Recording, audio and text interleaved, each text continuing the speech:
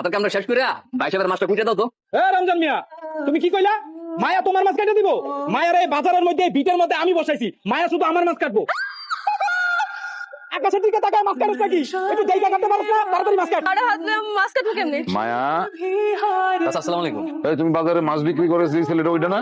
জি চাচা, আমি রমজান। তো তুমি এত রাতে আমার বাড়িতে কি করতেছো? মায়া তো আমাগুলোকে একই বাজারে মাছ কাটে, তো আজকে কার্তিক হাতে ঠিক আছে, তো যাবার পথে ভাবলাম একটু দেখে টেকে যাই, এই যে খাউন নিয়ে আইছিলাম মায়ের দিকে। এই হাতের কি অবস্থা?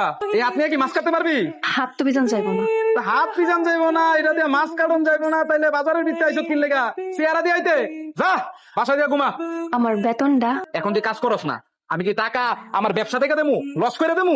তোমার পার্মানেন্ট লোক না, খুব তো গলাবাজি করে আমার পার্মানেন্ট লোক, আমার বিটে বয়সী ওরে আমি ছাড়া কেউ কাজে নিতে পারবো না। পার্মানেন্ট লোকের বিপদ আপদ হইতে পারে, পার্মানেন্ট লোকের হাত কাছে কালকে পাও কাটবো, ঠ্যাং কাটবো, অসুস্থ হইব, দায়িত্ব কেটে নেবো।